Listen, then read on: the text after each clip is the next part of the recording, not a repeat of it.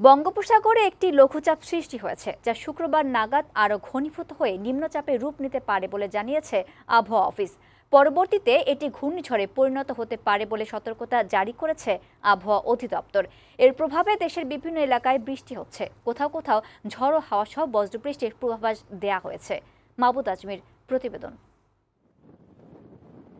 দক্ষিণ পশ্চিম বঙ্গোপসাগর ও তৎসংলগ্ন এলাকায় একটি লঘুচাপ সৃষ্টি হয়েছে। এটি আরও ঘনীভূত হয়ে নিম্নচাপে রূপ নিতে পারে। লঘুচাপের প্রভাবে বুধবার থেকেই দেশের বিভিন্ন এলাকায় বৃষ্টি শুরু হয়েছে। আবহাওয়া অফিস জানিয়েছে, লঘুচাপটি ধাপে ধাপে ঘূর্ণিঝড়ে রূপ নিতে পারে। ঘূর্ণিঝড় রূপ নিলে এর নাম হবে রেমাল।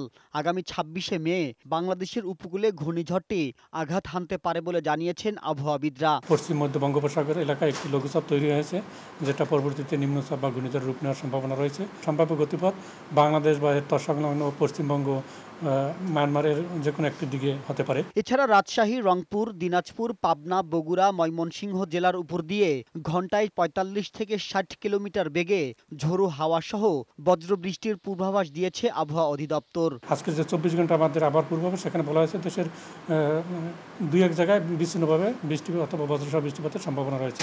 বৃষ্টিপাতটা আগামীকালকে আরও দেশের উত্তর অঞ্চল থেকে কমে যাবে। ২৪ তারিখ থেকে কিন্তু আবার আমাদের বাংলাদেশের উপকূলীয় জেলাগুলিতে আবার বৃষ্টিপাতের পরিমাণ বৃদ্ধি পাবে।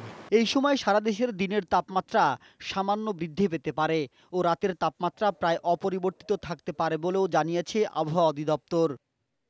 মাহবুব আজমি, বৈশাখী সংবাদ, ঢাকা।